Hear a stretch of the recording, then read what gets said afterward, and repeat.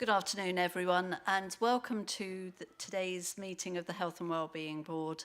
I'd like to welcome you all here today, and particularly to members of the public in the gallery, and indeed I think a couple of our public health officers as well, but it's lovely to see you all here.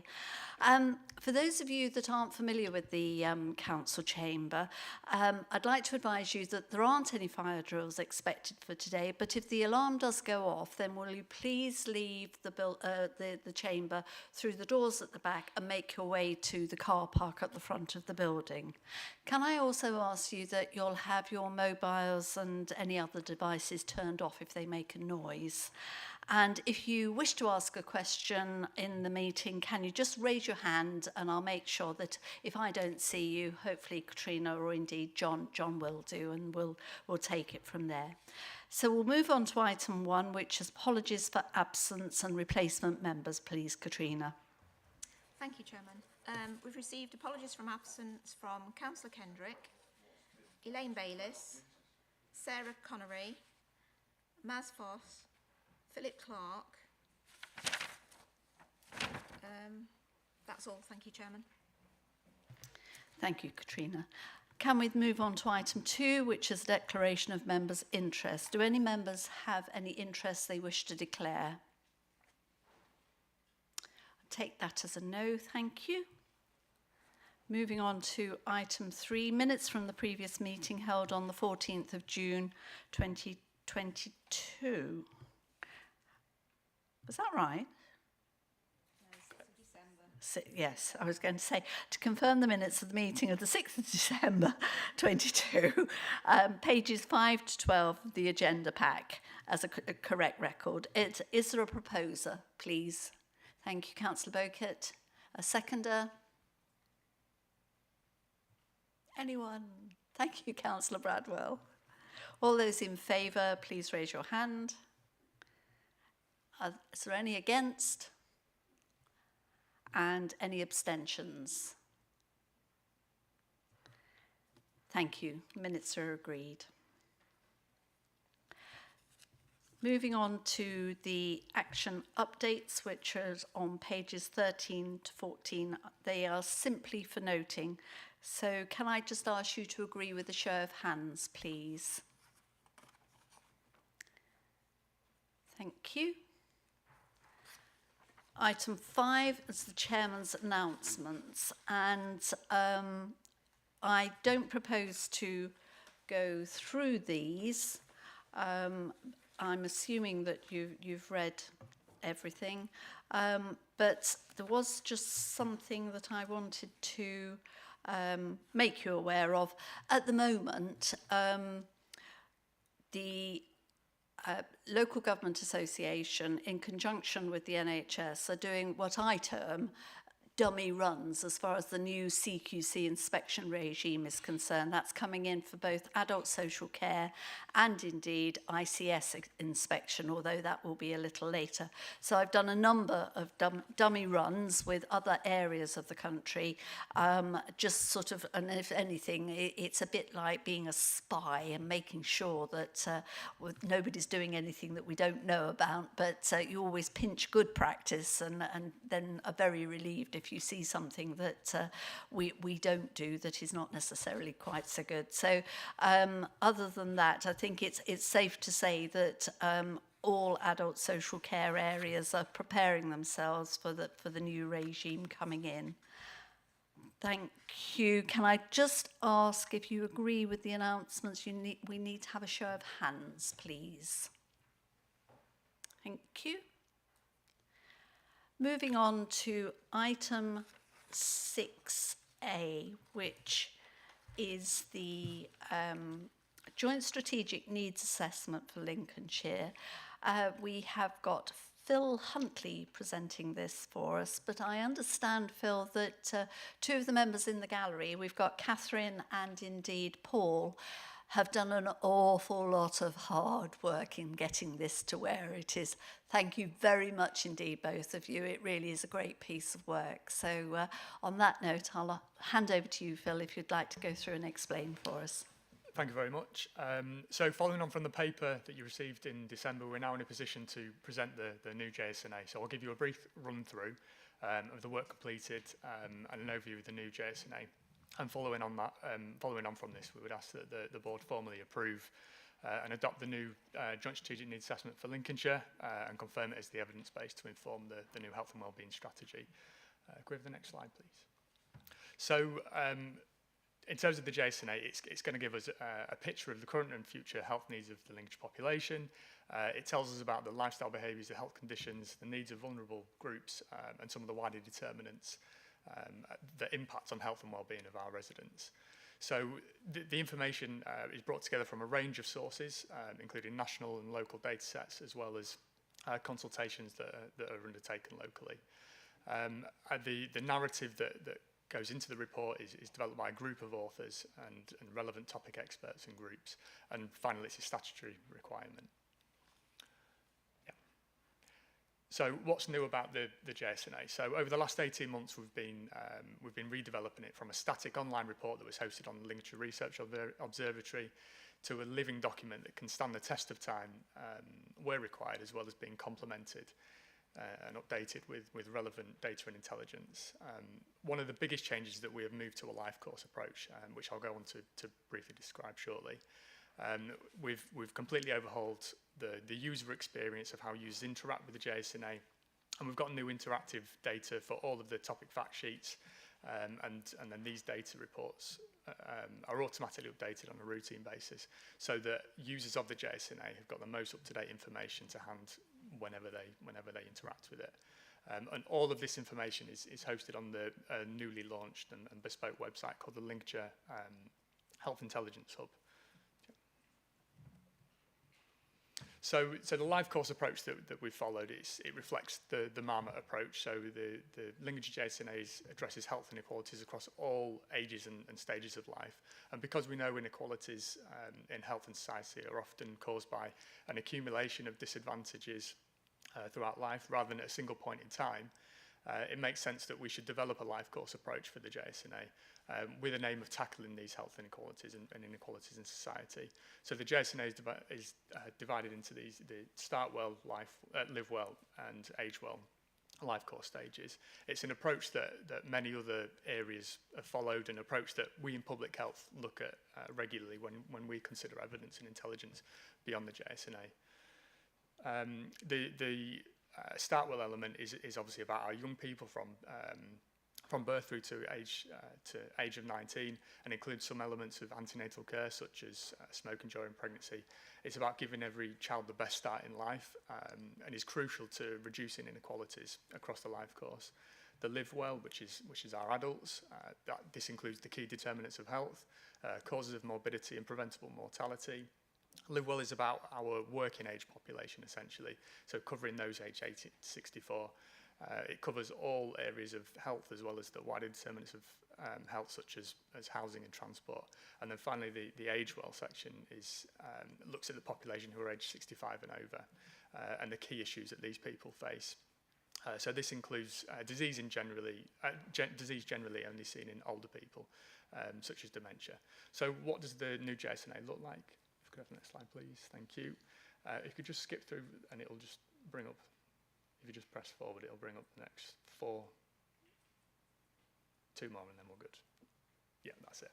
So each life course has got an overarching summary, and this includes an infographic video, downloadable infographic visual showing the key stats and information related to that life stage, a list of all the fact sheets and topics that link to that particular life course stage, and that makes up the core content of that life stage.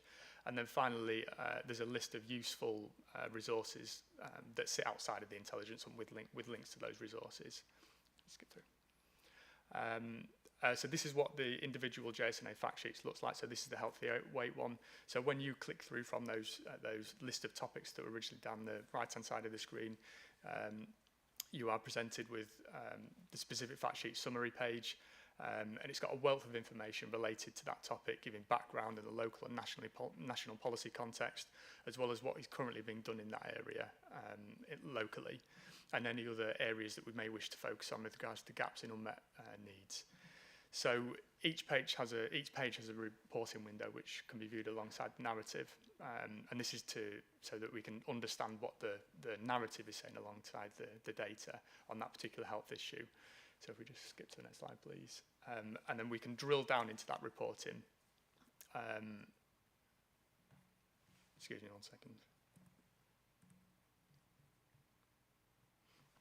We can drill down into that reporting, and we can see that there's a wealth of information and data that's collated and presented from a range of sources relevant to that particular fact sheet. So all of the information is easy to interpret, it's all interactive, and we've got regional and national comparisons. We can compare data over time for a particular issue. We've looked specifically at inequality mapping. We've got this presented in a range of different ways throughout the JSNA on different topics. And we've also got geographical mapping, so we can see where within particular geographies we've got potentially issues and where we may want to target some of our work. But the key thing to all of this is that all of this information is routinely updated on a regular basis. As soon as it's updated at source, we will be updating it here. So you've always got the latest information to hand. Next slide, please. Yeah.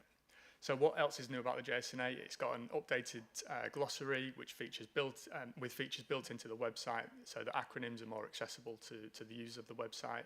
It's got a dedicated FAQ section. The JSNA in pictures, which tells a story of the JSNA through infographics. And as I said, it's all hosted on a new specific health intelligence hub called the Lincolnshire Health Intelligence Hub, which is a broad repository of population health and wider determinants of information. And next slide, please. So, and again, please, yeah. So the JSNA isn't a static document, as I said, and we will be undertaking a rolling review of the content. We're always keen to include any additional intelligence to strengthen the JSNA. So if there's anything that you feel is relevant that's not included, we're more than happy to consider that. And then the next one, please.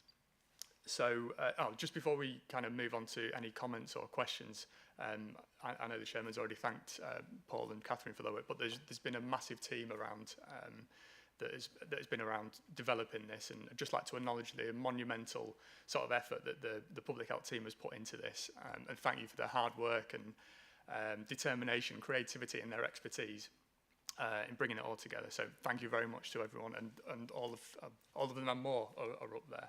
So thank you very much. Oh yes, they are. Yes.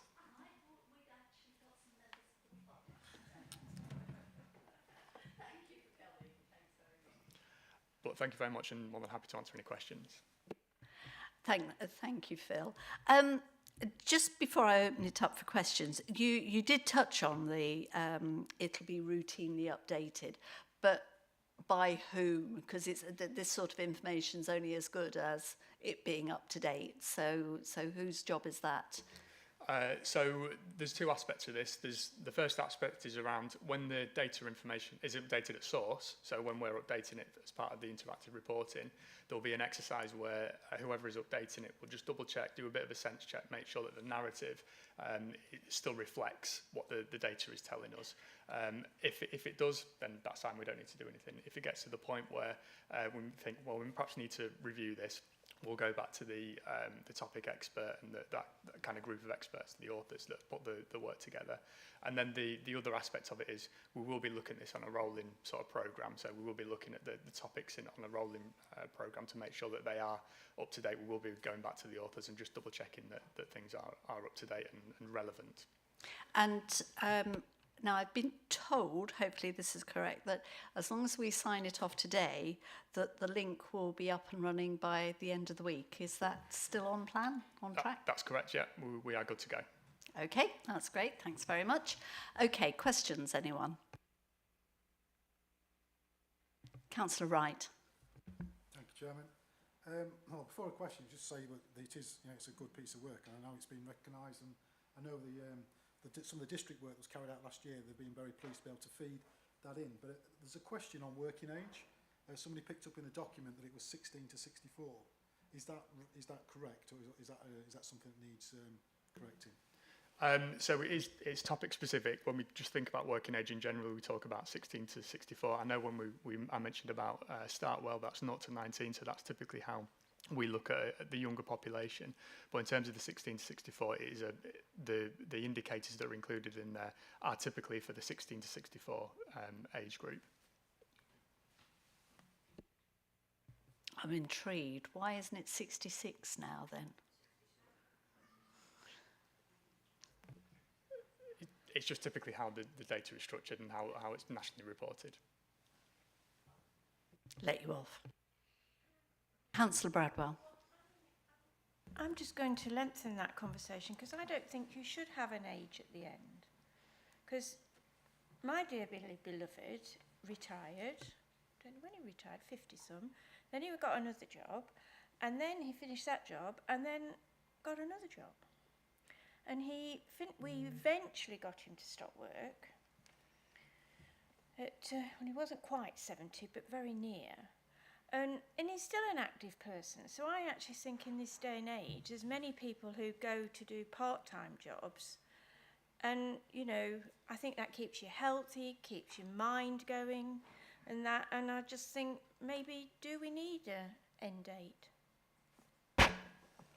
Maybe we don't. Maybe we just need to have a reflection on what age groups we want to include in it. And as I said, the vast majority of the sort of data sources that we include are from national sources. We do bring in local data sources as well, but we've kind of adopted it based on what the data and how that is structured and how we're presenting it. But completely take the point that I guess people do work beyond those ages, and we know that they do. Absolutely.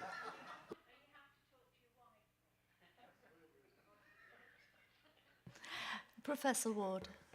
Yeah, just to add to what Phil said, I think there's a distinction between how the Office for National Statistics define their data sets, which feeds through into the numbers, and how we use it and what the narrative tells us, which is completely up to us.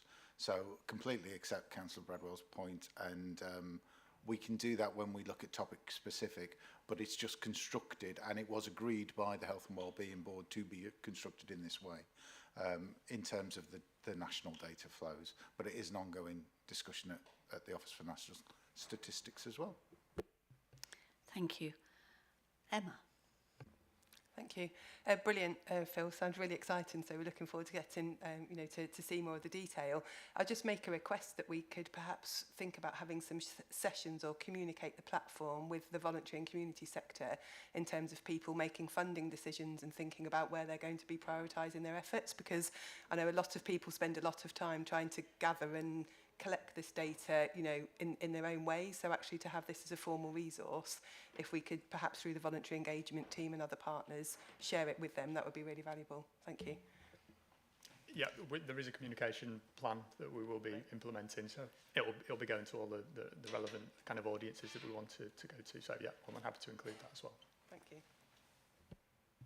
Good suggestion, Emma. Thank you. Dean. Thank you, Phil. And just to expand really on what Emma was saying, I'm thinking about how we might practically use it with Healthwatch. And you mentioned, obviously, topic experts. Are they sort of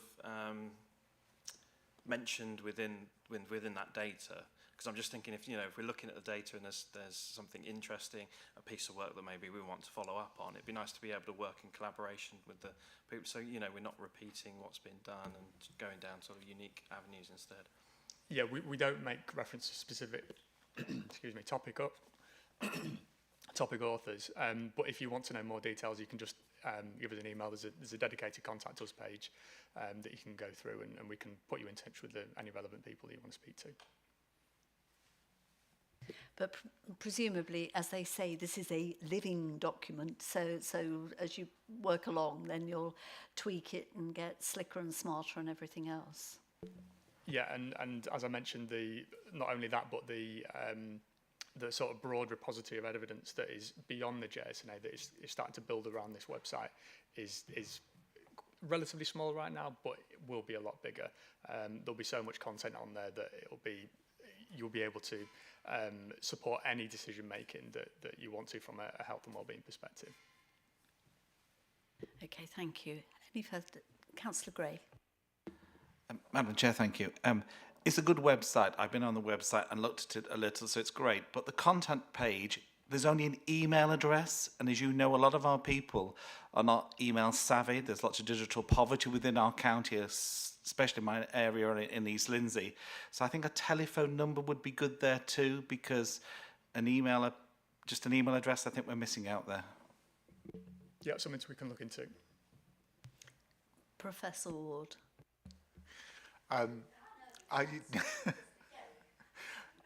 was just going to pick up on Phil's point about the wider intelligence and insight that other partners, members of the Health and Wellbeing Board have, and the more that we can link into that for that wider contextual intelligence, the better. I know Phil and the team have been connecting up, but if anybody's got a really good data source that they want us to flag up, we need to do that and make sure we connect it in. We will develop the insight ourselves, but it's just part of a bigger mosaic, I guess. Any further questions?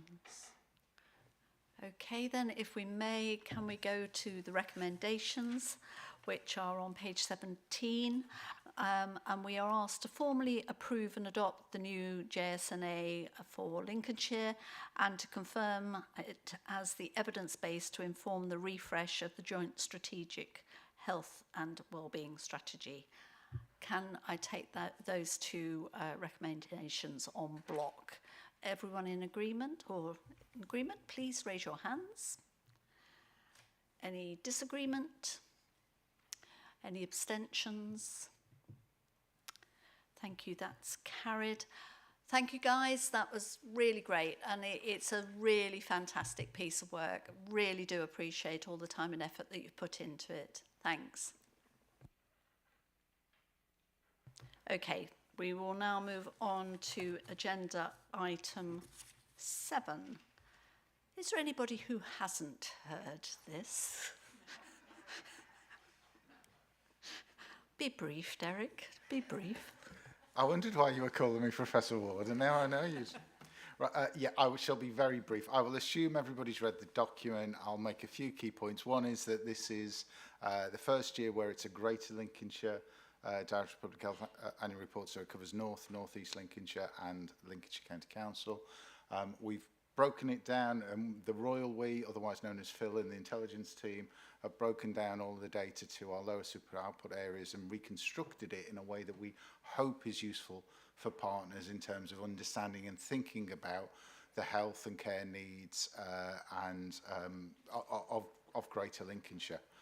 That analysis has resulted in 4 archetypes, if you like, across Greater Lincolnshire: urban centres, urban industrial centres, coastal communities and rural and market towns. And the document does contain summaries of each of those 4 areas.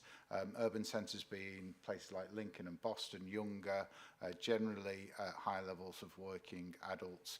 Some areas of extreme deprivation, but generally speaking, compared to the rest of Greater Lincolnshire, in a better position. Urban industrial, similar to urban, but they covers places like Gainsborough, Scunthorpe, Grimsby, and is really defined by the heavy industries of those areas. Big difference there from the general urban areas is about the levels of deprivation and the impact that has on long-term health outcomes and limited long-term diseases. Our coastal communities come out really strongly as real areas that we will need to focus on and will need to consider as we deliver our health and care services. Very significant parts of our coastal communities in the most deprived areas of the country. Less than half of the working age population are actually in the labour force. That's a big challenge, but it's also a big opportunity if we can get those people back into the labour force, because we really do struggle in health and care to have people who are working in our coastal communities, and there is potentially an untapped resource there if we can help people in our coastal communities. And then finally, and you'll see from the maps, can't forget that Lincolnshire and Greater Lincolnshire is largely a rural and a market town area, and so great swathes of green space right the way across the county. We all know that, but in terms of making the case to central government about why delivering health and care services is different here. Hopefully this annual report will help partners to consider that, and also help partners to challenge themselves about, are they paying attention to those 4 archetypes and tailoring their services to meet those different areas. I shall stop there. Thank you. Right, and I should say that at the moment, Derek and I are doing a roadshow to our various district partners and taking his piece of work out so that it gets that wider spread. So equally, any organisations, the offer applies that we're more than happy to come along and discuss with you this and indeed those wider determinants, etc. So any questions from anyone? Councillor Rawlins. Derek, I think one thing looking at my division, so it's a little bit of a parochial question, we do have certain pockets of sort of hidden deprivation that people certainly nationally wouldn't associate with an area outside on the fringes of Lincoln that looks rather prosperous. We get into some of the ex-military bases particularly, and I know this is a hot topic with what we've been debating recently about what the future of them is going to be. If you look at places like Brookenby and Foldingworth, and to an extent some of the issues at Scampton as well, you will see, and Hemswell, you'll see pockets of those people who are somewhat, could be said to be socially excluded, or perhaps they certainly don't have the advantages that would seem to apply to the rest of the local population. Yeah, absolutely, Councillor Rawlins. I think the focus for this report was really to reflect a little bit on the Chief Medical Officer's report and coastal and rural communities, but we took it a couple of steps further, building on an ONS methodology. There is a huge range of other data out there and other insight that we've got, not least on the JSNA website. We have primary care network profiles that give detail. We've got district council profiles, and you can actually drill down into ward level data and lower super output data. So we've got all of that as well. This really is a high level articulation and a different way to think about it. But absolutely, I mean, talking about urban centres and saying generally they're affluent, obviously there's huge challenges in parts of Boston, in parts of Lincoln, and that is picked up in other products. Thank you. Councillor Wright. Thank you, Chairman. I think he has to guess now whether it starts with Professor or Derek to judge what I'm going to say, isn't it? And if you want to bring your roadshow out, if you're only good at leafleting in a couple of weeks' time, you can join with Derek. So, the question is, I mean, obviously as a report, it covers such a wide area, Greater Lincolnshire, so we understand the generalisation and the difficulty in being able to, drill down through that report. And so it's really about the availability of the data that's behind it and whether we can get that down to a really sub-level so it's useful, more, or should I say more useful in our own little patches. But the main question is that data available entirely to the district councils? But also, with regards to the usefulness of that data, which partners does it go to? Does it go to partners in criminal justice? Because that's actually really valuable data for them as well. I'll look to Phil for some of this, because we do actually have other maps that are in a technical appendices, so that is available. The lower super output area data should be available to most partners in one way or another, but the methodology probably not so much. I think all of the data we should be able to share at low super output area. I can't see any issues with us being able to share that, so yeah. Pat. Just a quick one, Derek. I mentioned this before. I think it's a really good document. I think it really well summarises the challenges we face across Greater Lincolnshire. I just wonder about, I understand you're taking it out to districts, but that wider circulation, do we put it on LinkedIn, do we put it on Twitter, so that people, because it sows ideas about funding streams, etc. So it's how wide a population do we take it to? I'll look behind me to John there in terms of the comms method to get it out. As Councillor Woodley said, I think this is probably something like the 15th meeting I've presented this at, but the wider partners, wherever we think best, I'm really comfortable with it, is obviously a public document, and we can push it out. Yeah. We did actually talk about it a little bit at the Integrated Care Board this morning in terms of making the case for Lincolnshire into national bodies as well, and a more sophisticated, hopefully, understanding at a national level of the similarities and the differences across what is a big area from the Humber to the Wash and covers 1.1 million people. Councillor Bradwell. Yeah, I just wanted to ask about comparator councils like ourselves, because obviously Norfolk is very rural, North Yorkshire is very rural, and I just wondered, is our deprivation,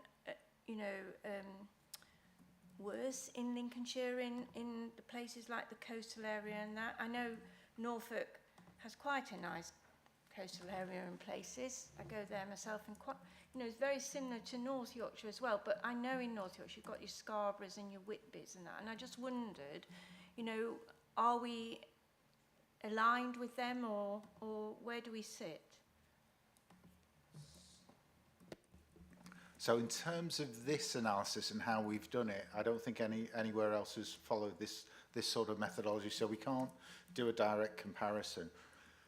In terms of coastal, I think what struck us when we did this, while Skegness, for example, might have some similarities to other coastal areas, Mablethorpe did stand out in terms of being a very clearly coastal community surrounded by rural countryside, and that presents very difficult challenges. I won't say unique, but I don't think North Norfolk coast, for example, or I wouldn't have said North Yorkshire either from memory, would be comparative to that.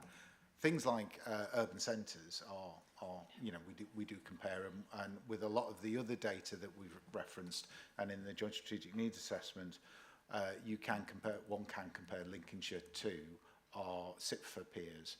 But then if you look at North East Lincolnshire with Grimsby, it doesn't really align to Lincolnshire. It's got a whole different SIPFA group. And then North Lincolnshire is different again.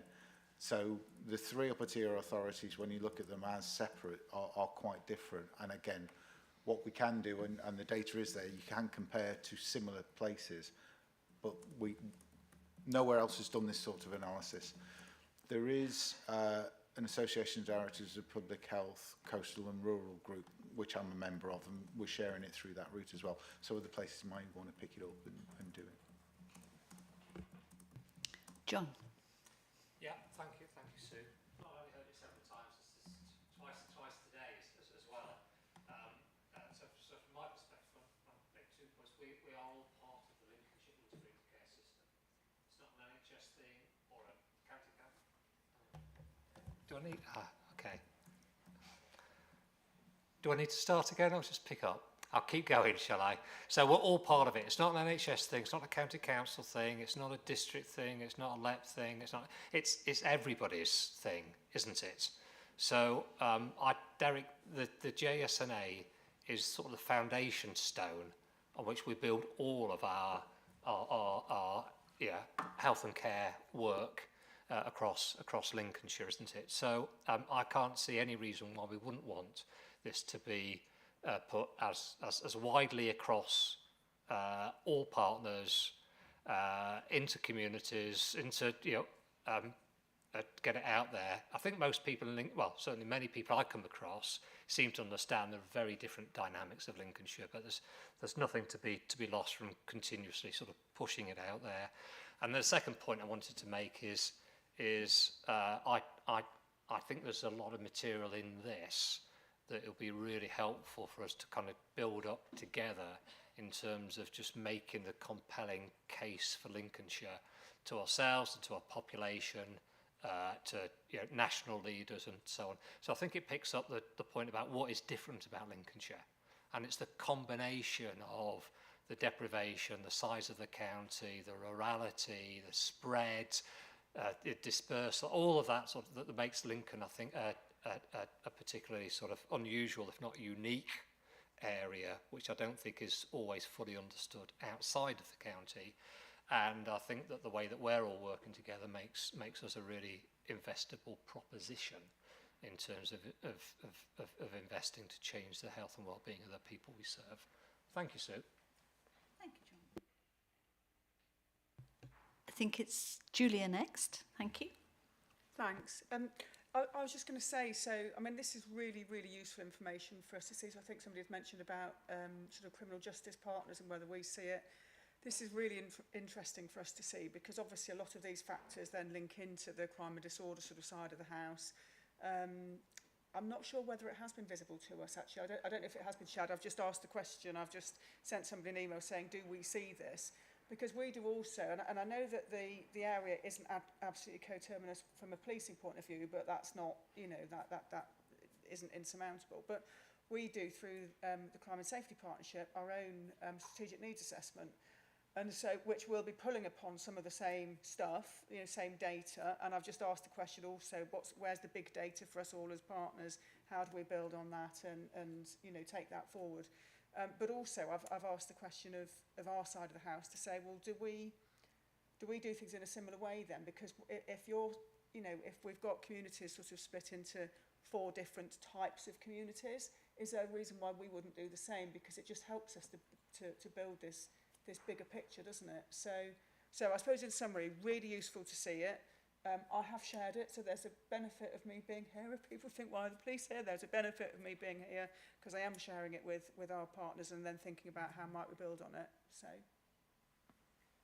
I'm sure you want to come back, Derek, but I'll beat you to it and say, if you would like us to bring a presentation to your team, we'd be more than happy to do so. But I'll now I've offered Derek, you can carry on. No, I absolutely agree. I think that the links between Phil and the team with police service and actually wider crime disorder partners is really, really important. It's one we've worked on over the past few years. We've got real-time surveillance around death by suicide. We've got impacts into that, but there's plenty more that we could do if we can become organisationally agnostic and get all of, and I say this with all love because I'm a public health analyst, get all our public health analysts into a room. They will be very happy to swap stories and share their intelligence. And I think the more we do that, the better the products we produce, and then the better the information we have when we make our decisions. So absolutely want to do that. I think another route through this is the Combating Drugs Partnership, which is obviously a key driver in this space, and we are looking at developing our knowledge and intelligence function through the CDP and overlapping into crime and safety as well. Thank you, Derek. Glenn.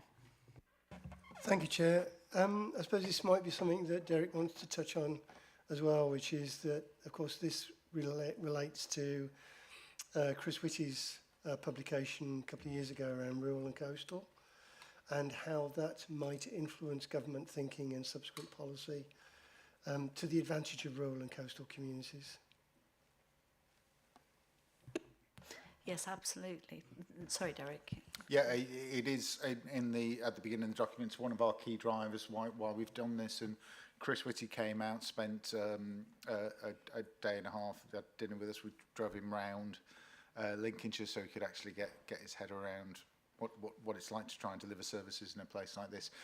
And actually, in his report, as well as Lincolnshire being a case study, North East Lincolnshire was also a case study, also a coastal area, but very different challenges, and so that should help in terms of a greater Lincolnshire debate as well. Thank you. Councillor Bowkett. Thank you. Well, me living on the coast, I think our coast is beautiful, and I don't care what you say about deprivation and it being horrible. It is, look, if you look at it, it's a very, very minute thing of Lincolnshire. And I will say, if you go to Gibraltar Point, if you go to Sandylands, if you go to Andyby Creek, Sutton-on-Sea, there's this little Mablethorpe and the Skegness. And also, as we all know, a lot of the people that live there, move there, are very old. So you wouldn't get them to work. So I have to disagree with you there. And it is, I know we have got deprivation there, I understand that, obviously, as I say, I live there, and it is about getting our families that live there the help that they need, and the young people, trying to keep young people there and get them to work. So I understand that bit, but just to note that, you know, a lot of the people that move there are old. A lot of the older ones that live in the caravans that we get this data for, they're not going to work again because they've had their day, and they go there to retire and have a lovely life living against the beautiful coastline of the East Coast.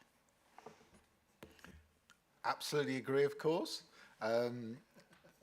Lots of beautiful areas, and actually, because I whistled through it, I focused on the negatives in the presentation. In the document, we do talk about the opportunities and access to green space, access to blue space. We're the only bit of the East Midlands that has a coastline, massively beneficial to health and well-being.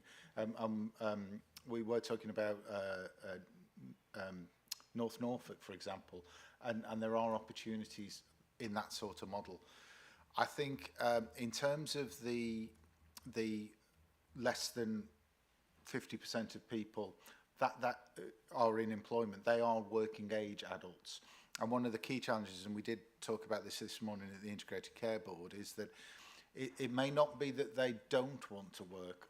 It is often that they may have musculoskeletal conditions, or they may have mental health problems, or a bit of both, and we're not necessarily providing the right support and wraparound services to help them get back into employment, which will then have a net benefit for their health and well-being, potentially reduce their ill health, and of course then they're starting to earn, they're paying taxes. So it's a virtuous cycle rather than the opposite, which is sometimes what happens.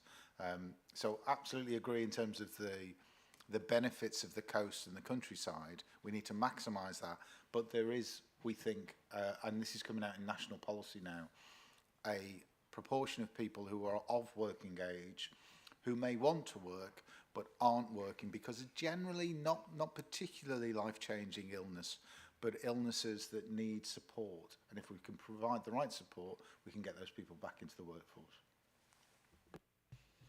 Thank you, Derek. Any other questions? Emma. Thanks. Can I just, I think, build on that point and just probably ask a question, because I don't understand the connectivity into wider policies, but unlocking green and blue spaces is a key part of the Let's Move Lincolnshire strategy. So I guess I'm interested in how this report can help inform and influence other decision makers in terms of how we do make better use of that amazing 50 miles of coastline that we have, and our wolds and our green land, which actually at the moment are relatively inaccessible to people unless they're really determined to find ways to use that space. So I'd just be interested to know if that is one of the ways that this report could be used to influence other people in the wider system outside of the health and care sector. Derek. I'm going to say that's an answer. That's a question for other people to answer. I'm very happy for the report to be used in whatever way helps people access green and blue space. Absolutely.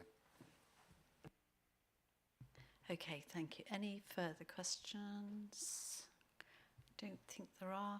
So we're asked to receive the Director of Public Health's annual report and to note its contents. Can we have a show of hands for all those in favour, please? Any against? Any abstentions? Thank you. We now move on to item 7B, which is the NHS Joint Forward Plan. And I think it's you, Pete, who's going to present this item. Thank you. Thank you, Chair. For those who don't know me, I'm Pete Burnett. I'm Director of Strategic Planning, Integration and Partnerships for the Integrated Care Board. So, no, thank you. I'm here today to just talk around the Joint Forward Plan. This is a requirement that came with the Health and Care Act of 2022 that outlined that each integrated care system, the Integrated Care Board and the NHS Trust within that system has to develop a joint forward plan each year, which is generally will be published before the start of the financial year on an ongoing basis. And it needs to set out kind of the next 5 years of what the NHS is planning to do. This is considered an interim year, and therefore the requirement this year is to publish the first joint forward plan at the start, about the end of June, should I say, by the 30th of June. In terms of the requirements, the Joint Forward Plan, like I say, is developed by the Integrated Care Board and its NHS Trust, but has to engage with the wider ICS in its developments, and must take note and regard of the Integrated Care Strategy, Joint Health and Wellbeing Strategy, and the Joint Needs Assessment, and they underpin that document, along with the requirements put on the NHS by the government in terms of the NHS mandate and the long-term plans. There's quite a lot of requirements in there, but unlike normal NHS guidance, actually this does allow local systems to have significant flexibility to determine how they scope out the Joint Forward Plan, how they cover it, how it looks when it's published. And so it's quite useful. Normally NHS guidance is quite detailed, so it does allow for local flexibility in its development. At best, it has to describe how the NHS in the ICS area will meet the health and care needs, well, the health needs of its population, both mental and physical health needs, over the next 5 years, as well as saying how it's going to meet the mandate and move forward. The key to our approach in Lincolnshire, I guess it's the first year, is to see this as a 5-year strategy for the NHS in the county, and set out kind of what our intent is in the NHS over the next 5 years and what are we really going to focus on. So there's always going to have national planning guidance, which we're currently in, you do annually, which they say you have to deliver. But what are we going to coalesce around as key priorities within the NHS in Lincolnshire that we're going to have drive home that will help support the kind of health needs of the local population and align with the Integrated Care Strategy and the Joint Health and Wellbeing Board strategy. So in terms of doing that, when we looked at this, well, how does this align then? And if all this is underpinned by the JSNAs, then we have the Health and Wellbeing Board strategy says the what, so what are the health needs, and the Integrated Care Strategy will say kind of how are we coming together then as an ICS to kind of enact and address those health needs in the Joint Health and Wellbeing Strategy. And therefore the NHS forward plans then, well, what are the NHS then going to focus on that also aligns back to those JSNAs and make sure there's some integration and linkages across. And the key for that integration is that all 3 strategies to have the same ambition and the same aims, so there's a clear read across from all 3 documents. You can see kind of what they are trying to do and where there might be separation between them both. As well as having, and our intent really is to have a forward-facing 30-page roughly document that the public can read and understand and is written with the public in mind, and that will then be underpinned by some other elements that the guidance sets out. So the legal duties and responsibilities largely that sit with the ICB need to be detailed. That will be done by June. But once we get the forward plan published, the aim then is to do some more detailed work over the next 2 quarters to really kind of do the action plan that underpins the kind of ambition and that sets out. So basic delivery plans and then how that means for workforce, finance and capital going forward. So our approach has been to do, is to have a workshop which we had at the start of March where the system came together to say, okay, what should the priorities that we focus on be? As part of that work, there's some pre-work that took place. So Health Watch, Dean and Sarah helpfully helped out with engagement with the local population, as did our engagement teams. And we also worked with the NHS organisation at that stage to say, okay, what would the kind of key priorities would be? And then we held a workshop at the start of March where Derek kindly went through the JSNAs and needs assessments. We then looked at kind of what the requirements were in the plan and then went through the feedback engagement we'd had prior to the exercise to help shape and then have roundtable discussions on what should the NHS key priorities be going forward. And the next stage now is to kind of develop those priorities as identified and then hold a future workshop at the end of April to kind of do a check and challenge on what they are. This paper doesn't determine that, but the actual priorities coming out that we've tested with the steering group, tested with the kind of engagement feedback around prevention, so that the secondary and tertiary prevention elements the NHS can address, not the primary bit that obviously sits with Public Health and Wellbeing Board, on the workforce within the NHS and how that is how we work to address kind of the issues that we have within the NHS workforce, on access, which is a terrible word, but in terms of waiting list and how people access care and how we make that work together and improve waiting list times across the piece. And the final one is around integrated community teams and how we actually tackle that issue that's been long-standing, how we get that kind of taken place. That's what came out of the workshop. We're now looking at how we develop them further and put together kind of groups to look at what might the art of the possible be as part of that, and then we'll come back and have a workshop at the end of April to check and challenge what was discussed or what has come out of those kind of working groups. And that's not the end point. So once we have that, we will find the kind of priorities following that workshop and then run a mini engagement exercise with the public again, just to go through kind of how that kind of lands. That is shortened because we can't run it too early because of PERDA, and we have to have this go through the governance process in June. So it's only a 2-3 week window, but it doesn't mean it stops there. So we have to publish this each year. We can carry on refining it based on kind of work throughout the year.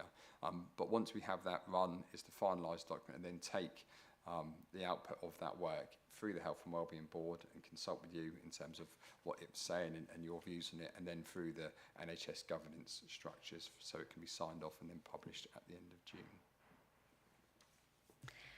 Thanks for that, Pete. And by the way, you were the one we decided was going to get we were going to give all the difficult questions to. So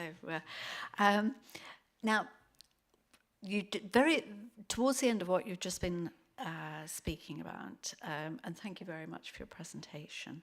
You mentioned, and then we'll run it past the public. Can you just explain why we don't start with the public and what they believe is important, why it's coming from an NHS standpoint for a start? Because with the best will in the world, from what I'm hearing, you might be suggesting this is what people need, but people might feel that no, that's not quite right. So how? Just walk me through again where the man on the street comes into all of this. Yeah, so as part of the pre-work, so straight away we've had to set up a steering group to help shape how we take this forward that has got members of the public on it from the starting point. And we engaged with Dean and Sarah from Health Watch to run some kind of key engagement activities. They run a number of webinars, they run a questionnaire which had I think 2,000 odd, 1,000 responses to it, identifying what the members of the public thought was their kind of what the priorities were, as well as our own engagement team going out and doing exercises and going out to kind of markets to test what the population kind of viewpoint is. What I'd say in that is we know because of NHS guidance, the ability to truly, as you'd like to, is restricted because you have to. There isn't the timescale. Hence, the same bit in May. We'd like to engage far longer in terms of finding out what the public's views are, and we'd like to have done that beforehand. But there's been the pragmatism of making sure we feed the views in, and then making sure we can do the work so we can publish it in June. So, but there was quite a significant bit of work at the start, as much as we could within the timescale to go through that. So although you've had NHS guidance, you're confident that you've got Lincolnshire outputs for our residents, and the guidance is simply that? Yes, I think that's our intent, is to do it. I'd sit on regional meetings with other colleagues as well. I'm not sure how much they've gone out to the public on this, but our intent was always to ensure the public involvement and engagement. So when we had the priorities, when we had the workshop, there's members of the public there. And when we then looked at all the data, we then tested it with members of the public on the steering group to say, have we interpreted this right? This is all the notes we've had, this is the feedback, this is how we kind of, what the views were from that meeting, have we got this right? And help shaped it with them. So I wouldn't want to say it's all encompassing because I think we'd need longer to do that properly, but I think we've tried our best intent to make sure the voice of the public is fed into this work. Thank you. Right, any other questions? Andrew. Yes, sorry to ask a question from your own side almost, Pete. Really supportive of, I think, the direction of travel around prevention and care close to home. I suppose history has shown us that sometimes that gets crowded out by my part of the market. Obsession with hospitals, waiting lists, A&E, ambulances. And I was just rereading the Prime Minister's 5 priorities. The NHS one is about waiting lists. It's not about prevention or care close to home. So I suppose it's a collective question, including to myself, about how do we avoid repeating the past as we set a 5-year direction. Thank you. I think you're totally right, and I think we'll happen Derek the second time today on the report he's just reported on. If we don't crack this, but there isn't enough money to go around to continue just to have more people go to hospital, we have to look at how we address this in our local communities and how we do that integrated community work in a way that reflects the local community need. I think that's one thing we need to focus on. But that, you're right, it's a challenge that not just in Lincolnshire but other systems have had, and how do we move to that integrated community model to get care close to homes that keeps people kind of looked at close to home. But we're going to have be clear on what we're trying to achieve from it, and that comes out, and hold ourselves to account for delivering it, really. John. This is a 5-year plan, isn't it? So I think we need to see it in the sweep of the 5 years. Certainly a huge amount of the information we've gathered from people locally, not just through this exercise, but over the course of a few years, tells us that people want integrated health and care in their local communities, who want it to be proactive, who want to be supportive, or keep people in their own homes, all of that sort of stuff.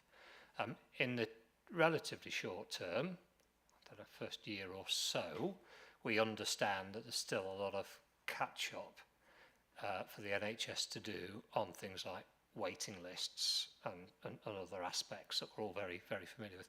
So I think the trick is making sure that we attend to the latter without losing sight of the longer term direction. And I think your challenge to us, Andrew, is we need to keep that in our minds at all points going forward, don't we? That's how I would position it. But this is much more sort of bottom up, I think, Pete, than sort of top down in that way. Thank you, Sue. Thank you. Richard. Thanks, Chairman. Sorry, I've been sat here and heard conversations before about priorities, and this isn't a criticism of the NHS either. It's about an observation of what's been said before. So we have a 5-year plan, and then we're told that if it comes down from centre that this is the priority, then that overrides everything. And bearing in mind this is such a huge part of the integrated care system, then and we're talking about dealing with priorities in year 1, leading to 5. To my mind, if we don't try to nail it in year 1, we'll just fall into a pattern that we'll try to escape from and head towards year 5, rather than year 5 being able to look back at successes because we really tried to do it right at the start. So that might be different to what you just said, John, but if I'm disagreeing with you, it's because I think it's so important that we can't, because we've got a system where quite often from national NHS, for instance, it's perpetual crisis management because of the situation they're in, and things are always taking precedence. If we don't do this now, it's not going to happen. I know that sounds pessimistic, but I think that's true. So there has to be a way of trying to manage expectations on a national scale, but make sure that the local really do shine through, because otherwise local's never going to trump national. Watch this space. John. Yeah, I think we're on exactly the same page, Richard, to be honest, on this. And again, when I talk with health colleagues across Lincolnshire, local GPs and NHS colleagues who work out in the community, this is what they all want as well. We all want this in Lincolnshire. So we are going to have to get the balance right between the national understandable expectations and what the people of Lincolnshire and our colleagues say we want to press on with locally. And again, just at the Integrated Care Board this morning, I had a great presentation from Ian, your Chief Executive, on the district's role in health and wellbeing. There's a lot of energy in there, a lot of good work ongoing, more to be done, of course. So we need to keep, pressing on, on all aspects, don't we? But we're not going to get away, and we all understand this, of the need to get our waiting lists on our key performance metrics in a better position for the people of Lincolnshire as well. Derek. I think there's something about us reframing some of these challenges as well. So I'll give a very practical. So the national policy at the moment is coming out about prevention, but it's what they're terming secondary prevention. It's around early diagnosis so that we're capturing people sooner in their pathway so we can intervene earlier and stop the disease progressing. That's perfectly legitimate and plays well into the NHS, but isn't an area that we tend to do brilliantly on, and it's something that we need to focus. We can then crank that up. I think the other thing to say is that we've had, and the Health and Wellbeing Board has cited on this, our integrated lifestyle service, One New Lincolnshire, which predominantly is funded via the public health grant, but the CCGs previously and now the ICB part fund, and one of the key advocates or advocacy groups there is GPs, because they have another route to refer people into who don't necessarily need a statin or a particular clinical intervention, but definitely need some support.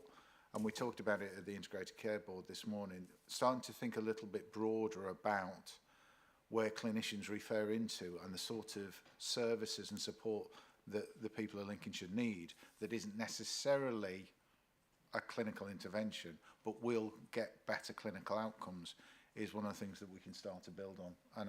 And again, that overlaps with county council services, district council services, and actually a lot of the third sector services as well. Okay, Councillor Bowkett. Thank you. I think it's like we said at ICB this morning, it's about all the services coming together and working together. It's not just about the NHS, it's not about the county council, not about the district councils, it's not about the PCNs. It's about everyone aligning together and working as a team, and not, oh, well, I'm doing this and I'm doing that and I'm doing that, which is what we still have. So we do have to work together, and we do have to get this plan. It has to be, as again, it's ICB, we said this morning, choose 4 or 5 things, let's get them working, and then let's move on. But it has to be simple, because I'm only a simple person, so it has to be able, we have to understand it. Be quiet.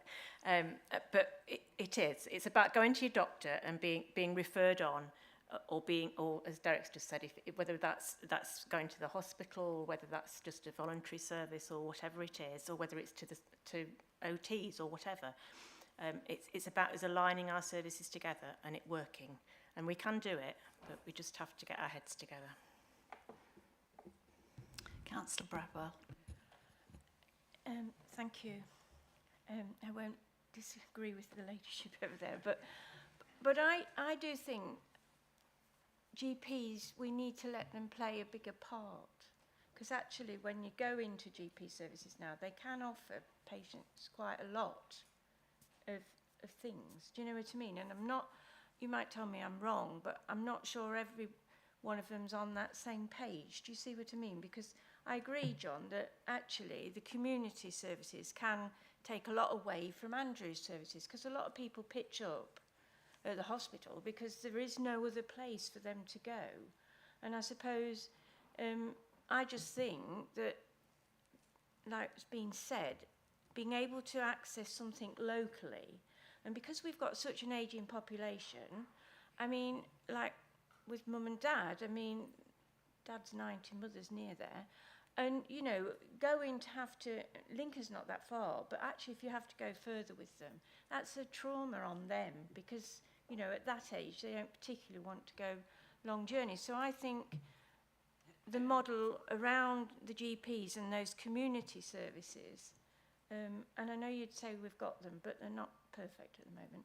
So I just think that's where we need to go, and you might disagree with me, because I do think the hospital just gets jam-packed with everybody, because that is the only place where you can get a service at times, because your GP might be shut and you can't get there. So that's all I think. Don't disagree with you at all. I mean, we all want care in our own homes, don't we? We can't have it in our own homes, we want it in our own community. And it's not just about the GP, it's about the totality of the primary care teams and other services that are available locally. And the approach and the strategy that I think we're all signed up to is trying to provide more and more care and support in the local communities across our huge geographical county. So I think we're all pushing in that same direction. obviously we're familiar that some GP practices are really very challenged at the moment, and workload and patient demand issues. But where we want to be going, I think, is completely aligned. The question, I think, is how quickly can we invest and develop that side of things, and do it with our colleagues across the local communities, because the needs of people in Gainsborough are very different from Long Sutton or Stamford or Mablethorpe and all points in between. So it's got to be locally based as well, hasn't it? Thank you, Sue. Councillor Rawling. Thank you, Sue. John, just harking back on the points that Tricia and Wendy made regarding the GP services.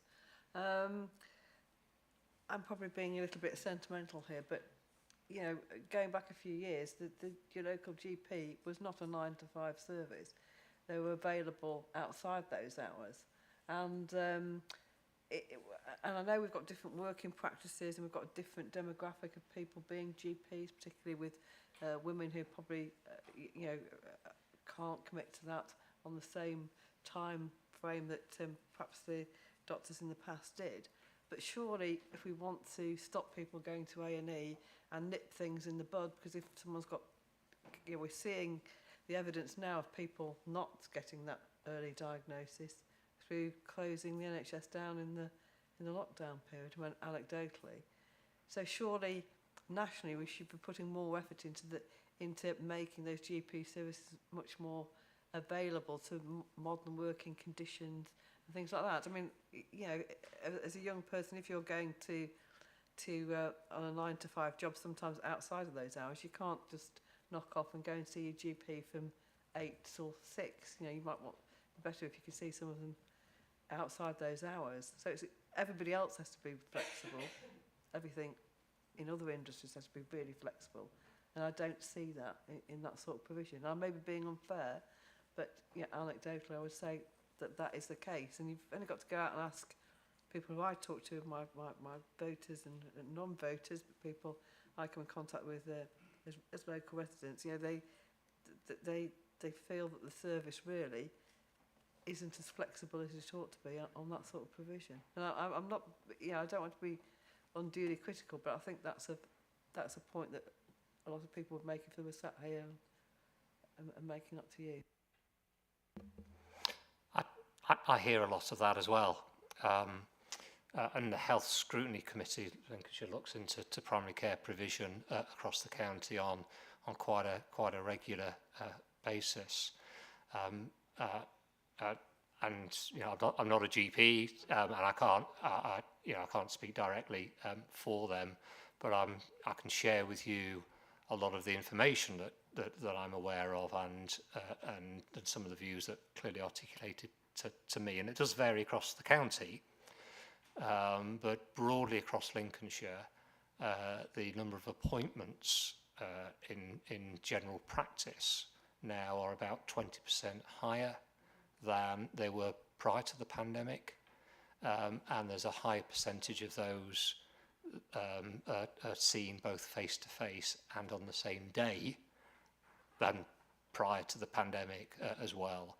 So that actually tells me that a lot more people are getting care quicker in line with their needs. That doesn't sit alongside a lot of the sort of experience that we hear, that you've just sort of referred to as well. So absolutely acknowledge that. In terms of the GP kind of working arrangements, that is a national contract. So I think it's back in 2004 that was changed. So GP's previous sort of 24/7 responsibility changed at that point, so nearly 20 years ago now, isn't it? Gosh, to at 8 still, is it 6:30? Monday to Friday, and then that's when all of the out-of-hours GP arrangements came in, the new ones as well. So I do absolutely understand what you're saying there.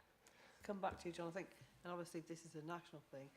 Someone's got to grab the nettle and address that one, because otherwise I can't ever see the situation getting any better in view of the pressures on it. I mean, unless you've got some demand management. and the NHS was set up to function from the bottom up as the primary care was to stop people getting into the hospital situation. I know we're dealing with a completely different animal now because of what people's expectations are and what sort of medical treatments are available. So I know it's a terrible dilemma, but it's one that always seems so inexorable. But it doesn't preclude us trying to make it better at the local level. Is what I'm trying to say. Thank you. Thank you, Sue. Any more questions from anyone? Okay, if we can move to the recommendations, or the action rather, that we note the following: the current position and the requirement for the NHS to develop a joint forward plan, that we note the requirement to involve the Health and Wellbeing Board in preparing or revising the joint forward plan, and we note the need to share a draft with the Health and Wellbeing Board and consulting with the Health and Wellbeing Board on whether the joint forward plan what it takes. Sorry. So all of those in favour, please raise your hand. Anyone against? Any abstentions? Thank you. We now move on to item 7C, which is Healthy Weight Priorities Update. And I think that's you, Andy. Thank you. Thank you, Chair. Yes, so this is an update from the Healthy Weight Partnership, which is the delivery group for the Healthy Weight Priority in the Joint Health and Wellbeing Strategy, chaired by Councillor Sue Woolley, so thank you, Chair, for doing that. And this group has now started meeting again for the first time, actually, since the COVID-19 pandemic. Actually, people may recall that one of the last events that was sort of a system event before the pandemic hit was one of the whole system approach partnership meetings for this priority, and that work was then paused. So really, and I will be very brief, just updating on this priority group. We've now got that meeting up and running again. We have a representation from across the Lincolnshire system, including some people in this room, and it's really about now understanding where we are as a system in terms of healthy weight. Obviously, it remains a priority. It's still an issue for the people of Lincolnshire, but the service delivery landscape has changed significantly in the last sort of 3 years or so, and of course the level of underlying need because of the pandemic as well, but especially children and young people in school, has also changed. So there's a programme of work being put in place to review current service provision, and we will be going through and having updates on that. It's also been identified that we should have an operational group which we will be setting up to enable partners to share best practice and to develop the ongoing work as we go together. So in summary, really, that's the work is starting again. We're looking to use this as a hub to really bring everybody together who's focused on this area and to align practice, make sure that we're doing everything we can. It is a complex space. There are no easy, quick solutions with this, but there are some things we can do, and there are some services, such as the Child and Family Weight Management pilot, Glogy Energy, which are now in place, which we're reviewing. So that's all I'll say, I think, as an update. Happy to take any questions, of course. Thank you, Andy. Any questions, anyone? No? Okay, I think, as you say, it's in its early stages, and look forward to getting right into well, I say the work, it's so very complex. It's almost, it's worse than a spider's web, isn't it? It really is, it's very interesting, but it is a piece of work that won't get finished overnight, will it at all? Okay, so for everyone else, if we can move on to the actions, that we're asked to note the contents of the report and partners' contribution to the work of the Healthy Weight Partnership as appropriate. If you could raise your hands, all of those in favour, those against, those abstaining. Thank you. We now move on to item 8D, which is the Let's Move Lincolnshire Physical Activity Priority Update. My goodness, you wouldn't want to say that after a gin, would you? Emma, up to you. Thank you, Sue. We often refer to ourselves as a spa sector, so there we go, relaxing. I don't know if somebody had some slides that I submitted. Thanks, Katrina. There's some slides that can be circulated, and I was just going to ask Katrina to flick through the first couple, and we'll start on slide number 4. And while Katrina's pulling that, this was just a reminder in terms of the themes that sit within the Let's Move Lincolnshire physical activity priority as identified in the strategy.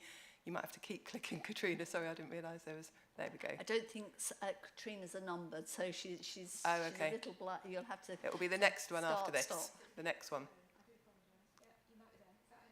Next one.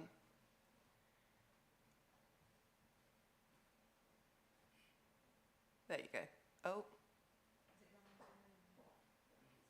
Formatting's, yeah, the formatting's gone all funny. I'll talk through the slides anyway while Katrina's trying to pull those up, and we can... No, it's the next one. No. There you go. There we go. Thank you. So I just wanted to bring to this Health and Wellbeing Board updates over the past year in terms of progress against all of these strands. First, recognition that it's obviously not just Active Lincolnshire that's delivering this work. There's a huge amount of system partners contributing to the delivery of Let's Move Lincolnshire. And a couple of highlights from that slide that you can see there. One that was in the Chairman's report for the Health and Wellbeing Board paper is that Active Partnerships actually nationally secured some DFE investment to open school facilities for wider community use. And I think that very much leans into a number of the conversations that have been that we've been having today in terms of actually bringing activities and opportunities to people on their doorstep. So quite often for many of our particularly more rural populations, the school might be the only facility in the village or in their local area. So we're doing things like investing in a swimming pool in Market Raisin to open that for wider community use, which otherwise people in that area wouldn't have access to a swimming pool. So we've currently invested in 17 schools to the tune of just over £300,000, and the programme will continue for another 2 years to invest in greater opening of access of schools. And what's really underpinning those decisions is, again, back to lots of the data, again, that we've been talking about today in terms of looking at lower socioeconomic groups, in terms of health inequalities, obesity, and actually layering all that data to help us create some priority lists for which schools we might want to target working with. We've also commissioned a really comprehensive report which was conducted by LORIC, the research centre at BG University, to help us better understand both the physical activity sector in terms of its size and scale and the value that it adds in terms of its economic value, but also importantly what we need to do to help the sector to grow and to develop to meet the needs of local people. So better understanding of our community needs and how we can bring physical activity into communities and into places so it's much easier for people to access that activity. And again, I think that very much ties in with a lot of the conversations we've been having today about opening up green and blue spaces, providing activity on people's doorsteps, but also enabling the ageing population to perhaps get back into work or volunteering opportunities to provide different types of activity outside of things that we might normally associate with physical activity. We have also established an EDI advisory panel, and that's very much about focusing on bringing people's lived experience into our decision making and across the sector so that we better understand, again, the public's really perception of physical activity, the barriers that they face.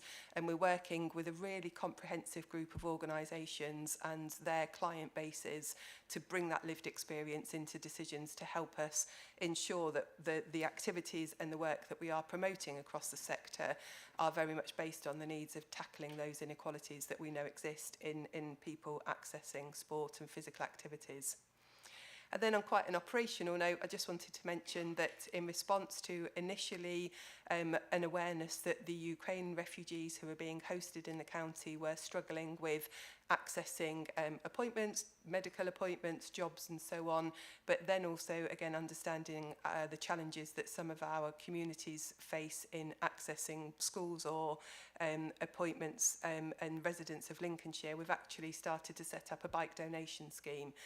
So we've got hubs across the county in rural areas and along the coast and in the city centre where they're going to take in bikes from people who are no longer using them, refurb them. We're training volunteers to become bike mechanics and then donating those onwards. So there's some really kind of practical grassroots activity happening as well as some more strategic thinking in our work.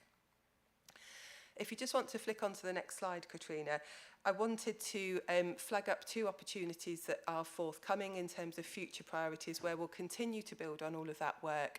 But the 2 opportunities from this slide I wanted to mention, one is around skills and skills development. And SimSpa, which is the professional body for sport and physical activity, they're funded by Sport England to come into Lincolnshire and establish a sector skills board. And we see this as a great opportunity to start better working with the LEP, with the FSB, with the Chamber of Commerce, with the business sector, as well as the FE and HE sector, to ensure that people who are being trained in the physical activity sector not only have the more traditional coaching qualifications, but also that better understanding of health and community needs. So there is a real focus away from just purely kind of elite level coaching and training and more on how they can activate and work with local people in local communities.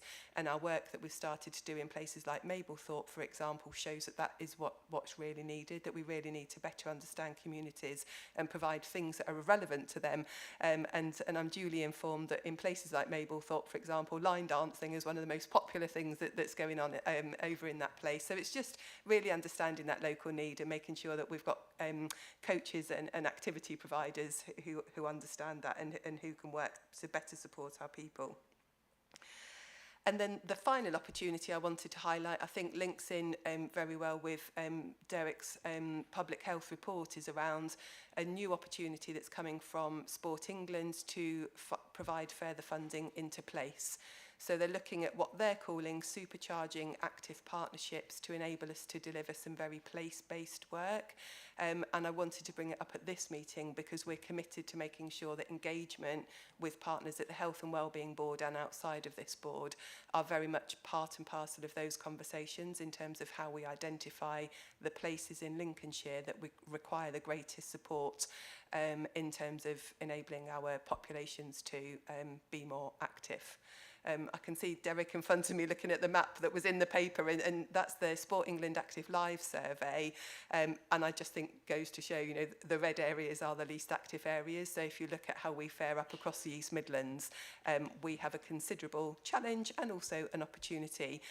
But for us, working together is absolutely how we need to move this forward to enable those people to live more active and healthier lives. Thank you. Thank you, Emma. That was really, really interesting.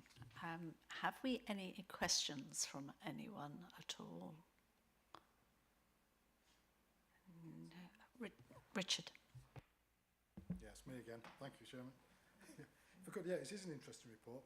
It left me with just a couple of questions in there. One was regards to move with opening up school facilities. What does that look like? And also, is there any chance of looking at beyond current school? When I say current, there are some buildings out there that at one stage were schools and they're taken over by third sector. So, for instance, I'm working with a company called Tonic Health in the south of the county. Yeah, there's a big gym there in one place that I know is underused. Now it's been repainted. So, you know, there's things like that. And the other one was I was intrigued with regards to active travel and Ukrainian refugees. Now, I do a bit of work on this.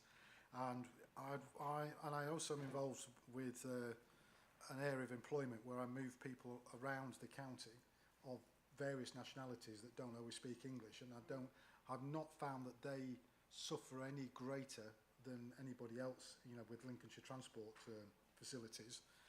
And are you talking at all with the East Midlands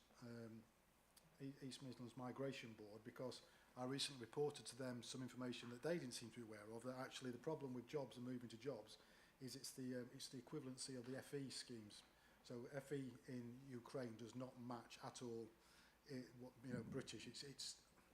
I will not use the word substandard to ours, but it's on a different level. It's not the level. So I've found that some people are struggling because where they're looking to travel around to, it's really the outcome they're looking for rather than the means of getting there. So I just wondered whether you fed in at all.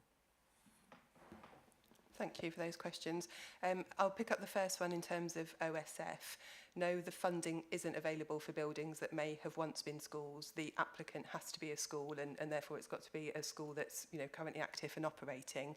And the detail of the scheme is that whereby a school may have a facility, it could be a sports hall, it could be a playing field, it could be a swimming pool, that usually is open outside of school hours. The funding enables them to open that facility so that local people outside of the school hours can come in and use the swimming pool, for example, or set up clubs and activities using those facilities. So that's the nature of OSF. And we're on the verge of being able to share that list of schools very openly, and we're talking to your district colleagues about the schools in their district that have been funded. In terms of the active travel, it was the concept of the idea that actually came through working with people like Joy from Upbeat Communities, who's working with the refugee community, and understanding that some of the Ukrainian refugees were just struggling to get to appointments or get into hospitals or get into jobs. But we recognise absolutely that it also impacts people in low socioeconomic groups and families who might not be able to afford public transport. So we're talking about people who might just need the help of a bike to go 2 or 3 miles down the road, to save an hour's walk, for example, they can actually hop on a bike and get to an appointment. So the idea is that we roll that out to everybody. It will be kind of through a referral scheme, but it will be rolled out much wider than the Ukrainian community. It was just that was where the concept had started from and where we'd heard the need from through working with Joy and the Ukrainian workforce group. And no, I haven't talked to anybody on the East Midlands Migration Boards, but very happy to if there's a contact that we can link in with there. Thank you. Okay, thank you for that, Emma. Anyone else? Okay, so we'll go to the actions required. I don't propose to read them all out, but that final bullet point, Emma, requesting a representative for the Let's Move a Lincolnshire Executive Committee, can we take that out of this meeting? We've socialised it, and then I think it was Alison, there you are, and Michelle, one of them was going to get back to you to just see if you've got a gap in expertise, and then we'll try and plug it for that. So on that note, if we can go to the actions, 3 bullet points. All those in favour, please raise your hands. All those against? Any abstentions? Thank you. We now move on to item 8. We're on the 8s. Ooh. So 8A. Now, before we start this, could I just say it's a goodbye to Nikita. Nikita has been very instrumental in getting all of the work together as far as the BCF is concerned. Worked really, really hard on it. She apparently thinks she's better than Lincolnshire. I think she's wrong. But we wish you well, Nikita, and thank you for all you've done. Okay. Are you presenting the paper, or is Glenn? Or okay, off you go. Thank you, Chair, and thank you for your kind words as well. It's appreciated. So firstly, just to provide an update on the Better Care Fund. So that is, of course, the programme working across the system, seeking to integrate health and care services, and that is within a framework, just allowing for easier collaboration and co-production. So within Lincolnshire, the BCF comprises the Improved Better Care Fund grant, minimum ICB contribution, the Disabled Facilities Grant, and during winter, the Adult Social Care Discharge Fund was pulled into the BCF as well. You may recall in September, the Health and Wellbeing Board approved the BCF plan for Lincolnshire, and in December, we did receive the National Assurance. At this time, and as it's noted in the report at the time of writing, the 23-25 planning framework has not been published, although we do believe it to be imminent. And I'm just going to hand over to Glenn quickly, who's going to discuss what we are anticipating, and then I will cover off the rest of the report, providing an update on the discharge fund and performance. Thank you. Thank you, Nikita. Glenn. Thank you, Chair. I note the quickly steer, so I'll bear that in mind. There is a draft planning guidance for the next 2 financial years, 3, 4, 4, 5, which will take us up to the next election, national election that is. And I'm aware of the contents within that, though it has not yet received ministerial sign-off. I think it's fair to say, though, that the narrative in the guidance, when it is published, it could have been Monday this week, it might be tomorrow, but as Nikita rightly says, it's imminent, will be materially different to that which we've seen for the last few years. Notably, it's a 2-year Better Care Fund plan. There is no national assurance or moderation process built into this. The assurance of BCF narrative plans for local areas will be decided regionally. That's a material shift because there was a 2-stage process in the past, which was both regional and then national. Now it's regional, which is helpful in terms of pace, because that's the other thing about this. It is March and the government is intending to produce guidance for 3, 4, 4, 5 within a matter of days. Where previously we'd have had the guidance in November for the same financial year. So you'll get a sense of the desire to bring things forward so that they are more timely in the planning cycle. The national conditions are likely to remain unchanged. There are 4 plans to be jointly agreed. The process will be familiar to Health and Wellbeing Board, which is that it is the ICB in the form of the Chief Executive, John, the Chief Executive of the County Council, and the Health and Wellbeing Board, which will sign off the plans. There is no additional step there. The other thing is that it is designed, or it should be designed, to enable people to stay well, safe and independent for longer, to provide the right care in the right place at the right time, which is quite a familiar narrative now, and to retain and improve NHS contribution to adult social care and investment in NHS commissioned out-of-hospital services, which I think picks up on one of Andrew's points earlier, which is very much to focus on the community. However, having said that, the narrative plan on this occasion, when published, has some rather interesting additions. There is a particular expectation that narrative plans will focus on 4 particular areas. Informal carers, which in its own right is a refresh of that which was there before for those familiar with Better Care Fund plans going back 6, 7, 8 years. Housing, colleagues will be interested, notably from the districts, but not exclusively, have to say, because that's common purpose. Intermediate care, that gets an awful lot of mentions. Now, that's terribly helpful because the integrated care system, which follows this, has a clear expectation that this year we will be able to progress an intermediate care service that's properly joined up across Lincolnshire and begin the process of bringing things together for stronger outcomes. That gets a lot of mentions. What's also interesting, though, is that it's quite clear the government expects that intermediate care services in the future will be able to say a lot more about how they are supporting working age adults to retain and maintain their independence, not just older people, which previously was a focus for most intermediate care services in the country.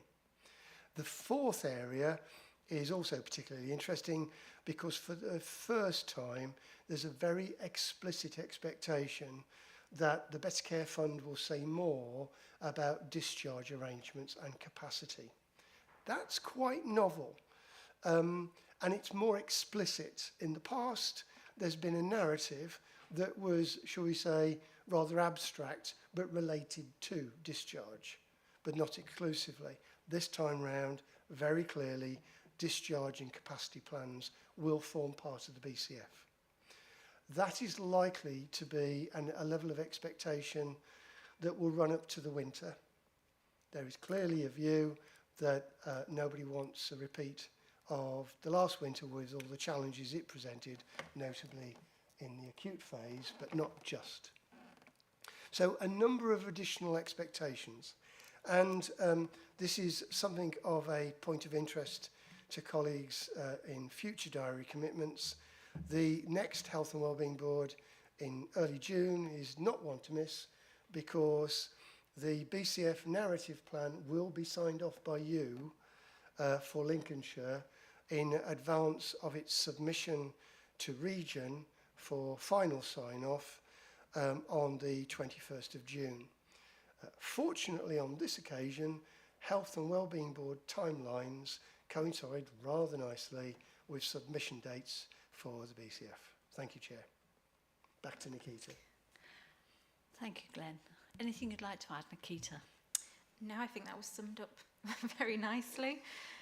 So just to move on to the discharge fund then. So it was initially announced in September of last year, and in December of last year, this Health and Wellbeing Board approved the funding plan, which for Lincolnshire totalled 4.9 million across the system, and that was against a total of 8 schemes. So since January, we have completed fortnightly submissions, which was a requirement of the discharge fund, to the National BCF team, and that has been fed back to the Department of Health and Social Care. So it's no real surprise that discharge is still on the agenda for 23-25. And those reporting submissions, they've included spend, updates on schemes, and any narrative around any barriers that have been faced across the system, as well as discharge data. So just to update that spend has progressed against schemes, bar 2, which were ICB-led, and those 2 are complex CHC beds. That's as a result of flow being managed effectively by CHC colleagues, so those complex beds were not felt as needed. And also sustaining the workforce, there's just been some challenges faced with providers in getting that spend out, but discussion has already been had about how that can be better supported in the future.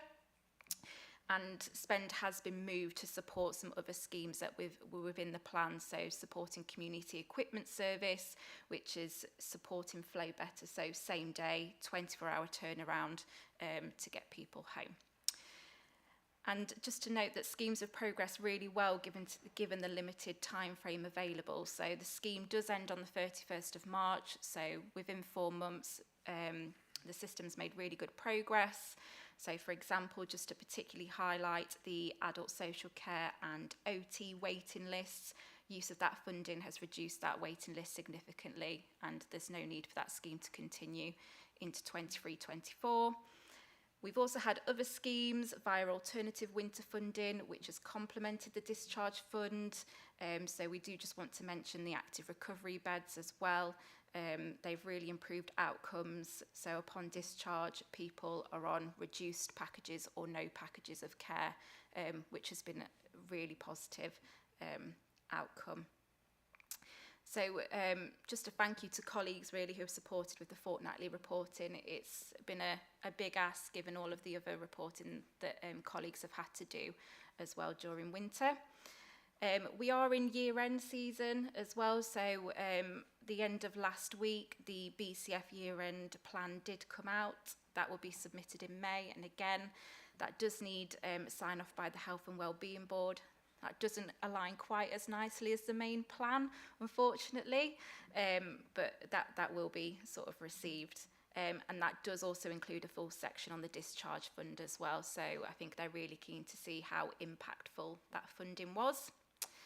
And then just to move on to the performance report, just a note, there are some challenges around data sources, which we are working with colleagues around the system to understand.